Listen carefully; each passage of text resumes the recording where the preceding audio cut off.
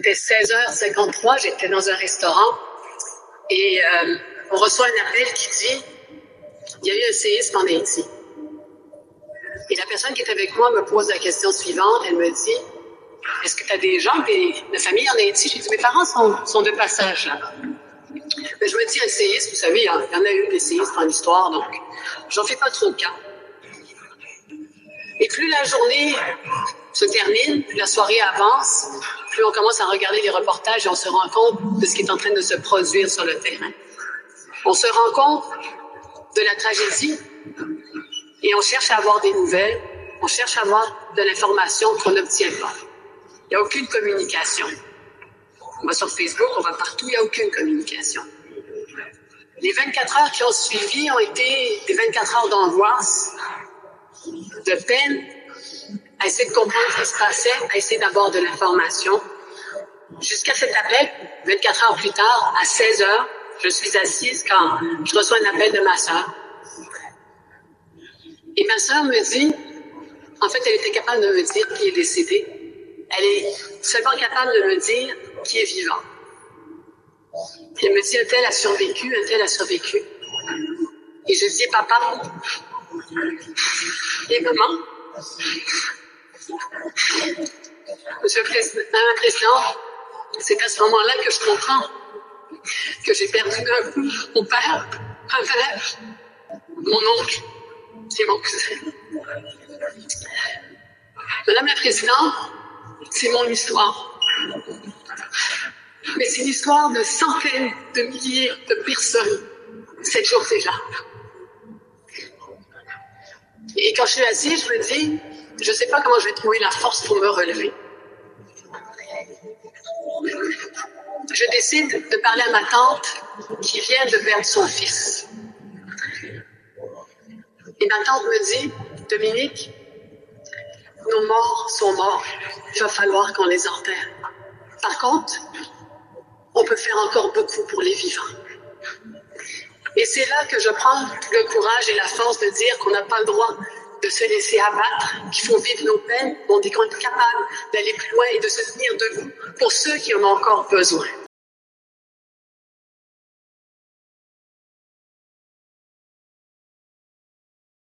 Mireille Neptune Anglade, née en Haïti le 1er janvier 1944, l'année même où les femmes ont enfin eu le droit de se présenter aux élections. Et, décédée le 12 janvier 2010, aux côtés de son mari et certains proches, elle est économiste, militante féministe et intellectuelle haïtienne. Elle a aussi fait ses études en Haïti et a épousé Georges Anglade. Au tournant des années 69 et 70, elle et son mari sont obligés d'exiler au Québec, où, des années après, ils ont eu ensemble 2 filles, Dominique et Pascal Anglade. En 1986, Mireille Neptune Anglade complète des études de doctorat à l'Université Paris III en France. La même année, parut sa thèse de doctorat avec pour titre « L'autre moitié du développement » à propos du travail des femmes en Haïti.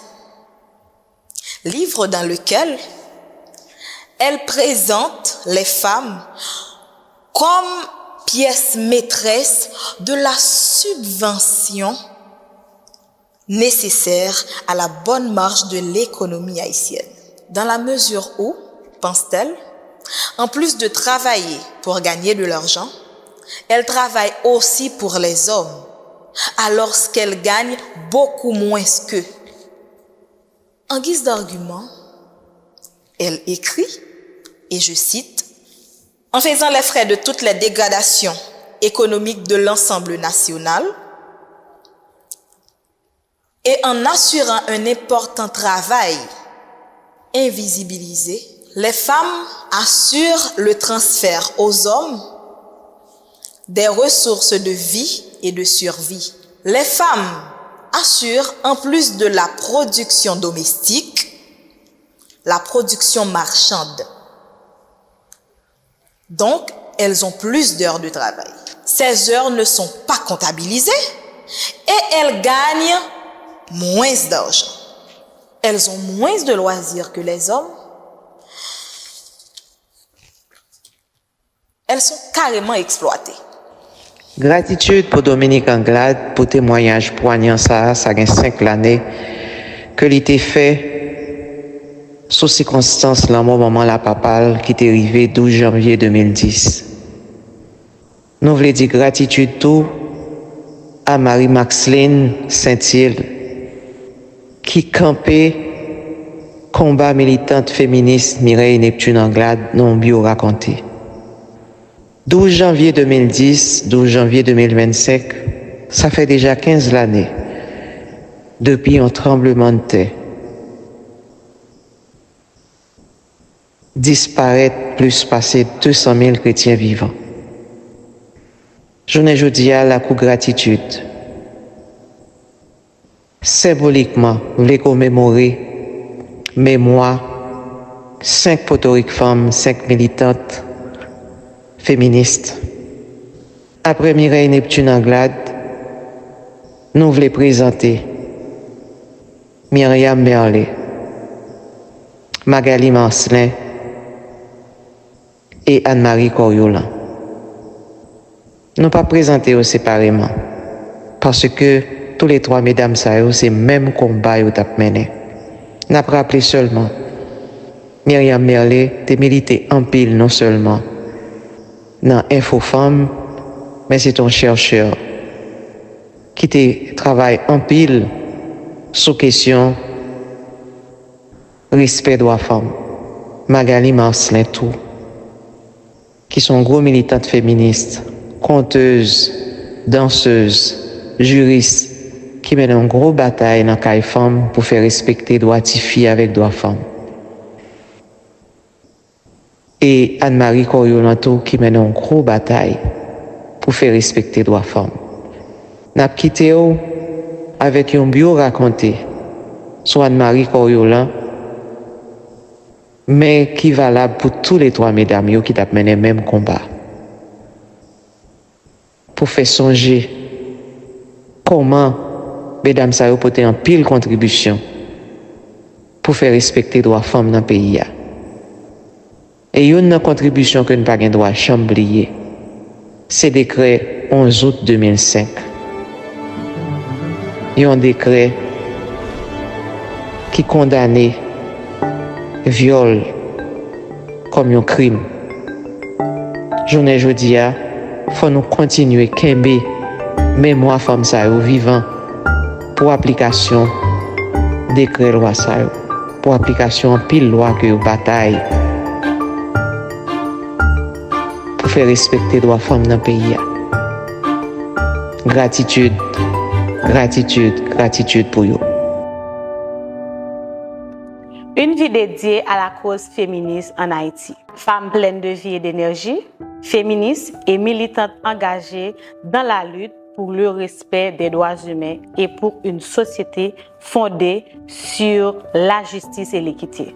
Femme déterminée et optimiste, elle est l'une des fondatrices de la SOFA, Solidarité Femmes Haïtiennes. Cette bio racontée rend hommage à l'engagement profond et aux réalisations d'Anne-Marie Coriolan, une pionnière dans la défense des droits des femmes en Haïti. Née en 1956, Anne-Marie Coriolan a poursuivi des études supérieures à l'Université d'État d'Haïti, où elle a obtenu un diplôme en sociologie, en sciences économiques et en linguistique. C'est pendant ces années universitaires qu'elle a commencé à s'intéresser activement aux questions de justice sociale, en particulier aux droits des femmes. Elle a été profondément influencée par les conditions difficiles auxquelles faisaient face les femmes haïtiennes. Dotée d'une sensibilité qu'elle ne manque pas de faire ressortir dans chaque action posée, Anne-Marie Coriolan s'est donnée sans aucune réserve dans la lutte pour les causes qu'elle estime justes et urgentes. Coriolan a consacré sa vie à la lutte pour les droits des femmes et contre les violences basées sur le genre. Elle a joué un rôle crucial dans la rédaction de plusieurs lois visant à protéger les droits des femmes en Haïti. Elle a travaillé sans relâche pour que les violences faites aux femmes soient reconnues comme crimes graves, nécessitant une action juridique et sociale appropriée. Son militantisme a contribué à l'établissement des structures de soutien et de protection pour les femmes victimes de violences. Le travail d'Anne-Marie Carriolan ne s'est pas limité aux frontières haïtiennes. Elle a également collaboré avec des organisations internationales pour renforcer le réseau de soutien aux femmes et échange des stratégies efficaces de lutte contre la violence basée sur le genre. Sa voix a été entendue sur les plateformes internationales où elle plaidait pour une prise de conscience globale des problèmes spécifiques auxquels sont confrontées les femmes haïtiennes. Tragiquement, Anne-Marie Carriolan a perdu la vie lors du tremblement de terre dévastateur du 12 janvier 2010 en Haïti. Sa mort a été une grande perte pour le mouvement féministe et les droits humains dans le pays. Cependant, son héritage perdure à travers les nombreuses vies qu'elle a touchées et les réformes qu'elle a aidé à mettre en place, les organisations qu'elle a fondées et les lois pour lesquelles elle s'est battue continuent d'inspirer et de protéger les femmes haïtiennes. Anne-Marie Carriolan reste une source d'inspiration pour les militantes féministes en Haïti et dans le monde entier. Sa vie et son œuvre illustrent la puissance de l'engagement pour les droits humains et l'impact durable qu'une seule personne peut avoir dans la lutte pour la justice et l'égalité. Gratitude et puis honneur et respect pour Gina Porsena. Gina Porsena, c'est une portorique femme qui pas seulement une journaliste et militante féministe. Il était travaillé effectivement dans Radio Tropique FM et puis il était mené un gros gourmet comme militante féministe dans le journal Haïti Femme. La Cour Gratitude voulait surtout parler de géographe là, de combat que Gina Porsena menait dans le ministère de Planification depuis comme responsable unité télédétection de système d'information géospatiale, jour pour arriver dans la création Centre national d'information géospatiale. Gina Porsena, après elle était fini responsable unité télédétection système d'information géospatiale, elle était arrivée comme première directrice générale Centre national d'information géospatiale, qui un décret été créé en octobre 2005 et qui était pour le publier en mars 2006. Et Gina est arrivée directrice générale Centre national d'information géospatiale depuis 6 octobre 2006. Nous voulons faire songer combat ça, qui sont combats après 15 années. Tremblement de terre fait Gina déplacer bon côté Yolène Ortelou l'hérisson. Mais comment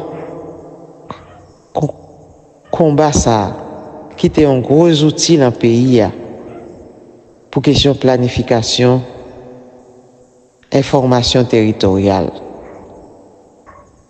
Il y a des femmes qui portent en pile contribution dans le pays que nous ne sommes pas capables d'oublier. Et Gina Porsena, c'est une là-dedans. Que la Cour Gratitude demande pour nous gagner en pile respect et qu'elle est vivant. Et en forme de Gina Porsena.